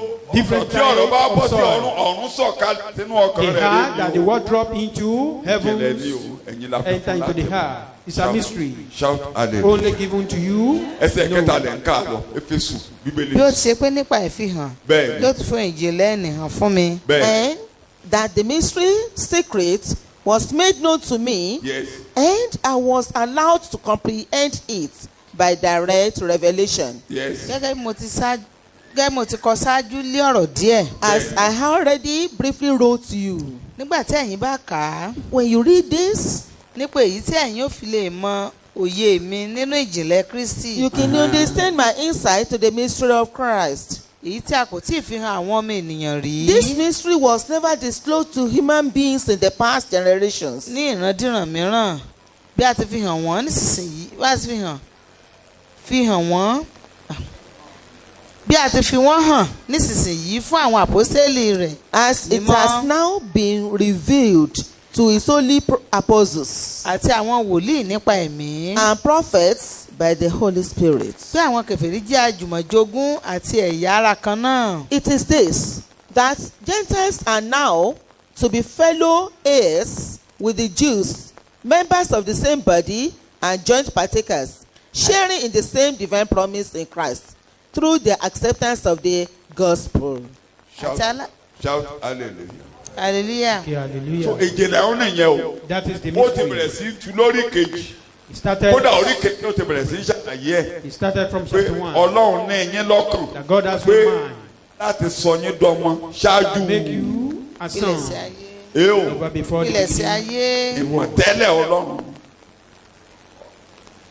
Inú ìrere la ti mọ̀ pọ́lọ́run ní ìmọ̀tẹ́lẹ̀ nípa wa. It is in the gospel that we Pọ́lọ́run know ní wa that is lọ́kàn tẹ́lẹ̀. providence. Pọ́lọ́run God lè has tó us in fáyé wa. mind. That God Pọ́mọ has ni planned wa. for our life. That We are ṣerú. we are sons, we are not slaves. Tí o bá sí ìrere àwọn onímọ̀. Without gospel, we can't know that. So ìjìnlẹ̀ ẹ̀yin It's nìkan a láti fún mystery. láti mọ̀. It Ará is ìgboro ò given lè to mọ̀ you dọ̀la. to know. The people So outside ìjìnlẹ̀ ní cannot sọ́tà bá know ti it. ń sọ ìjìnlẹ̀ When we talk about it, it's a mystery. Pọ́lọ́run ní ìjìnlẹ̀ That God has you in mind. kódà ní ọjọ́ mẹ́ta Ever ìlú ṣẹlẹ̀ before onítẹ̀ bá the sọ foundation bọ́ọ̀rọ̀ of the world. àyànmọ́. When you are talking of Àyànmọ́ yín destiny, ni pé your ẹ̀dọ̀mọ̀ destiny Ọlọ́run. is for you to become Kí ni the mo pè é? child of God. Tẹ́ bá ti ń sọ fún yín pé When you are being told orí burúkú làyànmọ́ rẹ nìkan fi ẹsẹ̀ tẹ nínú Bíbélì. bad luck is your own Àyànmọ́ ni destiny, ó ṣe níyàwó ẹ̀ máa kú ask ní kékeré. them Àyànmọ́ rẹ nìyí. to support it with Bible verse. Àyànmọ́ ni pé òní níṣẹ́ kó wà máa tọrọ. It's your destiny that will be a Kí beggar. làyànmọ́ rẹ? What is your destiny? Láti ìpilẹ̀ṣẹ̀ ayé Éfésù orí kìíní ẹsẹ̀ From the kẹrin sí beginning kan. of the Àyànmọ́ world. ni ẹ tó ní jẹ́ kí n fi náà yín létí. Àyànmọ́ wa nìyẹn. Ìjìnlẹ̀ ni ẹnikẹ́ni ò lè mọ̀ tí ó It's bá a wọnú ìrere. mystery. No one can know Gbogbo that alógbò àwọn without ayé being ní the àyànmọ́ ni gospel. tó bá ti ẹnìkan tó fojú. When Àyànmọ́ you ẹ̀ say nìyẹn. that, that is Àyànmọ́ ẹ̀ nìyẹn. that is his own destiny. Òrìṣẹ́ àyànmọ́ ẹ̀ No nìyẹn. job, that is his Omi destiny. tọrọ àyànmọ́ ẹ̀ nìyẹn. Beggar, that is his own Àyànmọ́ ẹ̀ ló ní destiny. kó níyàwó mẹ́ẹ̀ẹ́dógún. His destiny is for him to Àyànmọ́ ẹ̀ have nìyẹn. 15 wives and now become Àyànmọ́ ẹ̀ a ní gbogbo beggar. ilé wọn kó máa kú àyànmọ́ tiẹ̀ nìyẹn. Destiny for their Àyànmọ́ own ẹ̀ tiẹ̀ ní family kó to yarọ. die. Kí ni àyànmọ́ tiẹ̀ wá? Bíbélì What is our sọ. own àní gẹ́gẹ́ bí ó ti yàn wá Ó yàn wá. nínú rẹ̀ ṣáájú ìpilẹ̀ṣẹ̀ ayé. Ó yàn wá àyànmọ́ wa ṣáájú ìpilẹ̀ṣẹ̀ ayé ká tó bí ọ kí bàbá yìí tó wáyé ká tó lóyún ẹ̀ àyànmọ́ ẹ̀ ní pé kí ni yes kí àwa kí ó lè jẹ́ mímọ́ kí ẹ jẹ́ mímọ́. àti aláìlábùkù níwájú rẹ̀ nínú ìfẹ́. Bẹ́ẹ̀ni ẹni tí ó ti yàn wá tẹ́lẹ̀ sí ìsọdọmọ. ó yàn wá tẹ́lẹ̀ sí kí ni o. ìsọdọmọ. so inú ọmọ yẹn lẹ́ẹ̀ ti jẹ́ mímọ́ It is in níwájú that son Olúwa that will be holy. tọ́lọ́hún yàn ní fún ni pé Jésù bá ti gbẹ́jẹ̀ lórí pẹpẹ ẹ jẹ́ mímọ́ Ọlọ́run ní rí ẹjọ́ lórí orúkọ yín ọ̀tá ò ní rí wí sí You will ẹnìkan ò not ní have fẹjọ́ yín no sùn accuser. àyànmọ́ nìyẹn ìjìnlẹ̀ ní That ará is your àgbègbè destiny. ìmọ̀. It's a mystery. The outsider cannot know that. For he foreordained us, Bẹ́ẹ̀ni. destined us, Destined us. planned in love for us Plan. to be adopted tó tán bá ti sọ fún ọ pé àyànmọ́ ẹ̀ ni o sórí When you àyànmọ́ are tiẹ̀ told nìyẹn that is your wọ́n lè destiny, máa sọ fún ọ pé àyànmọ́ tiẹ̀ nìyẹn o tó bá ti rẹ̀ ń tán sọ pé àyànmọ́ ẹ̀ ni àyànmọ́ ẹ̀ ni tètè lọ ka Bíbélì sí létí pé when you see anyone they told that that is àyànmọ́ your rẹ̀ ní destiny, Bíbélì o read the Bible àbó that òní ní this Bíbélì is bẹ́ẹ̀ destiny. abẹ́yìn náà ti gbà pé orí burúkú làyànmọ́ tiẹ̀ Or you believe bad luck is your own ẹ o destiny. Ọlọ́run yàn ọ́ sí ìsọ God appointed you kí Ọlọ́run má rí wí sí ọ that you will not be kó accused jẹ́ before mímọ́ God, that you are holy, kó má lẹ́gàn níwájú no blemish. mo ti sọ ní ìṣọ́ òru I said it in the vigil. bá ti dé ibi Ọlọ́run ti gbé ẹ̀ṣẹ̀ wa ká wa níwájú rẹ̀ à ń yípo nínú obìnrin yẹn ìyẹn ò ṣàyànmọ́ they read that is done àyànmọ́ your àwọn ọmọ destiny. àyànmọ́ àtàwọn yẹn nìyẹn That is for those torí people wọn àyìn of sọmọ people, ṣùgbọ́n because they àyànmọ́ are not tẹni pé son, but your ọmọ own ni ọ́ destiny is that you are a son. Ọlọ́run ní gbẹ̀ṣẹ̀ ká wájú orúkọ God will rẹ̀ never set up sin ẹ ò before lè you mọ̀ yẹn tí again. ẹ bá rí gbàlà You can't know that if you are not àyànmọ́ ti saved. yín nẹ́pọ́ lọ́hùn ní rí ẹjọ́ lórí orúkọ rẹ̀ Your own destiny is that Mímọ́, God has no bad mímọ́, record against you. aláìní wísí Holy. ọmọ tiẹ̀ ni. Shout hallelujah. hallelujah. So ìjìnlẹ̀ tá a fẹ́ pamọ́ ṣáájú ìpínlẹ̀ ṣáájú. Those are the mystery hidden ever before the tí a bá kájọ kó lójú ẹ ò ní mọ̀. If veil is not taken off your face, you won't know. so ní Paul sọ pé àwa ó ní ẹ̀yin tí kì í ṣe ènìyàn ní ìgbà kan. That was why Paul said, you that are not his people ó before, lẹ́yìn la mú súnmọ́ tòsí. now you draw near. olówó ògiri ìkélé ni orí Pull kejì down. kó lè ṣàwọn méjèèjì ní. The wall of ó separation. pa ẹ̀ṣọ́ tárun nípa He destroyed the ẹ tẹ̀ jẹ́ ká enemy lọ kabẹ̀. through himself. torí ohun tí mo sọ ò ní yé wa tá a bá kà. We may not understand ẹ gbé láti it. ẹsẹ̀ kẹrìnlá ẹsẹ̀ kejìlá. pé ní àkókò náà ní àkókò náà ẹ̀yin wà láìní Kristi ẹ̀yin wà láì ní Kristi. ẹ jẹ́ àjèjì sí àǹfààní àwọn ọlọ́tọ̀ àjòjì Ísírẹ́lì ni wá sí àǹfààní Ísírẹ́lì. Stranger, àti a ò àlejò lọ́lọ́run inheritance. a ò lọ́lọ́run We don't have a God. ò ní lè rí a ò ní kankan bíbélì lẹ̀ ń kà. Yes. àti àlejò sí àwọn májẹ̀mú ìlérí àlejò sí májẹ̀mú ìlérí ìwọ̀n ni láì ní ìrètí ẹ nírètí àti láì ní Ọlọ́run ní ẹ ayé lọ́lọ́run ní ayé ṣùgbọ́n nísinsìnyí nísinsìnyí nínú Kristi Jésù nínú ta ni o nínú Kristi Jésù ẹ̀yin tí ó jìnnà rere ní You ìgbà that are àtijọ́ far rí away in those days. lé amúsúnmọ́ tòsí amúyín súnmọ́ tòsí Now nípa ẹ̀jẹ̀ Kristi drawn near. nípa kíni o ẹ̀jẹ̀ Kristi nítorí òní àlàáfíà wa bẹ́ẹ̀ ẹni tó ti ṣe méjèèjì lé ọ̀kan bẹ́ẹ̀ tí ó sì wó ògiri ìkélé ní tí ń bẹ láàrin ó wó ògiri ìkélé ní láàrin tí ó ó sì pa ẹ̀ṣọ́ tárun nípa ó sì fi òpin sí ọ̀tá nínú ara nínú rẹ̀ ara rẹ̀ Enemy àní sí òfin àṣẹ wọn ni himself. tí ń bẹ nínú ìlànà kí ó lè fi àwọn méjèèjì dá ẹni tuntun kan ẹni nínú ara tó rẹ̀ kún nínú ara kí ó sì ṣe ìlàjà. bá mi kà ní àti ẹsẹ̀ 19 ní òyìnbó. Therefore, Therefore, you are no longer outsiders, ṣe ẹ ti gbọ́ ìjìnlẹ̀ pé ẹ yìí ṣe àlejò exiles, That you are ẹ not yìí ṣe alárìnkiri ìràwọ̀ migrants, ẹ yìí ṣàlejò. and ẹ aliens. mọ̀ pé àwọn tí àwọn tó ń pè ní migrants lónìí àwọn tó ń lọ ìlú onílùú Trump nìkan dá wọn padà. Trump ordered their deportation. ó ní first àwọn ọmọ onílẹ̀ làwọn ń pè ní ẹ yìí ṣàlejò Among the indigent. ẹ yìí ṣe ọmọ onílẹ̀ lóye àmàkà You are bíbélì. indigent.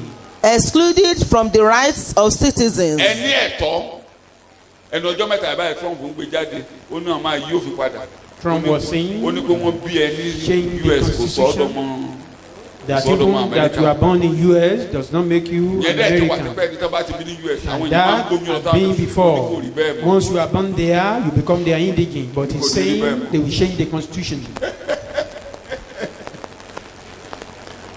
ṣùgbọ́n lónìí nínú Jésù Kristi ẹ ti dùnmọ̀ jẹ́ ọmọ ìbílẹ̀ ara You ilé are indigent. alẹ́ ta ni yín lónìí o wọn ò Household lè yí of yẹn padà God. yẹn ò ṣe é Nobody yí can padà change that. a ò lè yí constitution yẹn padà That constitution àkọọ́lẹ̀ can tá a never ti be kọ changed. ṣáájú ayé ni It pé has been written ọjọ́ kan ń bọ̀ tí ẹ rí never before the foundation of the síwájú Ọlọ́run láti jẹ́ ọmọ That we see nítorí these náà people lónìí ẹ yìí ṣerú mọ́ sọ bẹ́ẹ̀ ẹ yìí ṣerú mọ́ that today we are no Èmi ò more a ṣe ẹrú slave. mọ́. I'm no more a slave.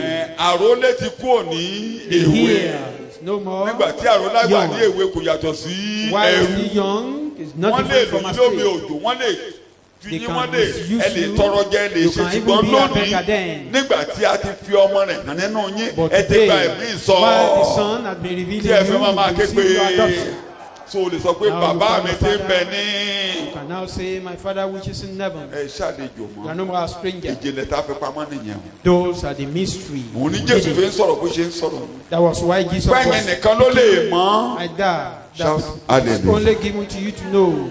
ara ilé Ọlọ́run ẹ̀ tẹ́ ẹ̀ka tán à ń Household gbé of ní God. olórí But Being you of now God. share citizenship Yes. with the saints, Bẹ́ẹ̀ni. God's own people, àwọn èèyàn Ọlọ́run. consecrated and set apart for àwọn tí a himself. fi àsọtọ́ fọ́lọ́run. And you belong to God's own household. You ẹ are ti ara ilé ta ni yín lónìí o. Ọlọ́run. Household of ara ilé God. ta yín ní lónìí o. Household of God. You are built upon the foundation of the tọ́ba apostles sọ and pé ìyẹn jẹ́ prophets. family yín. When we talk olórí ilé someone yẹn is your kí ló ṣe family. máa ṣe sí gbogbo ẹbí head of pátápátá. that family, how will he relate with you? So the head of the family will relate to every member of the family on equal basis. Olórí ìdílé yẹn á máa bá wọn ṣe pọ̀. So kò Bákan sí bákan ìyàtọ̀ láàrin wa àti Júù lọ́dọ̀ Ọlọ́run ẹlẹ́dàá. No differences between us and the Paul Jews díẹ̀ sọ. before God. Paul even ó said ní it. kò sí ìyàtọ̀. Galatia orí ìkẹta Galatians chapter 3 verse 26-27. ẹsẹ̀ ìkẹrìndínlọ́gbọ̀n sí ìkẹtàdínlọ́gbọ̀n. 26-27. nítorí pé ọmọ ọlọ́run ni gbogbo yín For in Gbogbo Christ yín Jesus you are all ìdílé sons of nìyẹn. God through Yes. faith. nípa ìgbàgbọ́ nínú Kristi torí Jésù. pé ẹ gba Jésù gbọ́. Because you believe in Christ. Yes. nítorí pé iye ẹ̀yin tí a ti baptisi sínú Kristi For as many of you as were baptized into Christ ti gbé Kristi wọ̀. gbogbo ẹ̀yin tó bá ti gba Jésù gbọ́ tá a gbà kí lẹ gbé wọ̀ o. All that have believe in put on, Christ. clothe yourself with ọfà ayé ò Christ. ní bà yín mọ́. Amen. Strike you. kí lẹ gbé wọ̀ o. Christ. máa kà á. kò lè sí Júù tàbí Hélénì. ibi tí wọ́n lọ ní. There is now no ọ̀rọ̀ kèfèrí distinction, kọ́re kò sí Júù kò sí pupa kò sí dúdú kò sí gbárí. No white, neither no Jew black, nor Greek. ìdí tẹ́ fi máa ṣe é ké nìyẹn àwa That was nìkan ló why lè Holy sọ Spirit Nàìjíríà is lẹ́yọ kan. shouting. We are the only one that can àwa nìkan ló unite lè this nation. unify ayé. You can kò unify sí the Ìjẹ̀bú world. kò sí Ìgbò kò sí gbárí kò sí Haúsá kò sí Fúlàní kò sí No pupa kò sí tribal dúdú. differences. ìjọ nìkan. Only kí ni mo pè church. kí ni mo pè Church. inú ìjọ inú ìjọ nìkan. àwọn ṣọ́ọ̀ṣì yẹn dẹ̀ ti tẹ́lẹ̀tẹ́lẹ̀ àwọn ìjọ kan wà ní US tó jẹ́ pé There are some churches dúdú ò ní in wọ. the US that blacks gàwọ́sí cannot táà tó just lè gan tó yẹ enter. pé It was dúdú so tough. àti ènìyàn funfun wọn ò lè jọ lọ skul papọ̀. White and black cannot go to Yẹn the ti same kọjá school. lọ. That one is a thing of ìjọ ló dẹ̀ jẹ́ kí ni ẹ ṣe é ṣe. it is church. kí ni that mo ló make jẹ́ that kó to ṣe é happen. ṣe. you can't go to the same school with the white. Ẹ lè bá àwọn ọmọ ara tán pé aláwọ̀ apáṣẹ funfun lọ South sílé Africa ìwé. nìyẹn ní South Africa tó jẹ́ pé ìlú èèyàn dúdú òyìnbó ní skul tiẹ̀ dúdú ní skul. South àgbà pé Africa. brain ẹ̀yìn èèyàn dúdú inferior. That was what was happening there. mo Thinking tẹ̀ ká that story we ẹnìkan have an inferior nígbà brain. tí wọ́n yí òfin yẹn padà it was only black in his class. When they changed that law, later náà wá realize pé that person was the brain only yẹn super one. ju ti wọn lọ. And later they discover he has a higher lójú èyí tó IQ máa ń than báyìí their own. ṣe ni kódà particularly àwọn countries kan to graduates from Nigeria. There are some countries that are Well, I knew of Canada. graduates Graduates from Nigeria kan wá ṣe from postgraduate Nigeria lọ́dọ̀ wọn. to do their wọ́n rán yàn wá bí kán lọ recruit graduates wọn PhD. bí kán lọ recruit wọn. pé our spoken English bí a ṣe ń sọ òyìnbó bí a ṣe mọ òyìnbó orí wa pé ju àwọn kan lọ. That it gbàtàn kan seems bí àwa pẹ̀lú àwọn Asia countries wọ́n rí pé Nigerian graduates Nigerian are graduates have a better IQ. better. tẹ́lẹ̀tẹ́lẹ̀ kò rí bẹ́ẹ̀. Before, Mo ní it kò sí. wasn't like that. òyìnbó ò ní writing o ẹnu ọjọ́ mẹ́ta táwọn náà ò ní writing mọ́ òyìnbó kódà wọ́n respect writing wa tẹ́lẹ̀tẹ́lẹ̀ The the way we white write men- òyìnbó ò ní writing o They respected our ó writing. pẹ́ tí mo mọ̀ pé òyìnbó ò ní writing torí pé tán bá mo máa ń send fún tract tí mo bá ti gba nǹkan lọ́dọ̀ wọn When I tán bá receive- kọ́ o lè ká Things from them. o lè ká When they o lè ká. wrote something down, it will be difficult for you to read. àwọn kan láyé báyìí tẹ́ bá ti kọ́ writing Even some of our irú mi aged báyìí mi ò ní writing people- tó bẹ́ẹ̀ jù bẹ́ẹ̀ lọ bẹ̀tẹ̀ àwọn kan lára yín ọmọ mi kan lẹ́nu ọjọ́ mẹ́ta yóò kọ̀wé mo ní kó kọ́ kíní kan fún mi ọmọbìnrin mi ò ní dárúkọ ẹ̀ kẹ́ má máa fojú sí dára mo ní kó kọ́ ó dẹ̀ kọ́ mo ní ìwọ ló kọ́ eléyìí graduate ni o kì í ṣe pé ọmọ kékeré o bẹ̀ mo ní láti ẹ̀ dẹ̀ dúró pa bíi mẹ́màá mo ní wàá máa bá mi kọ̀wé yìí ó ní ìtìpa òyìnbó ò ní writing. What we are saying is Mo ní white wọn ò men ṣe. don't have writing.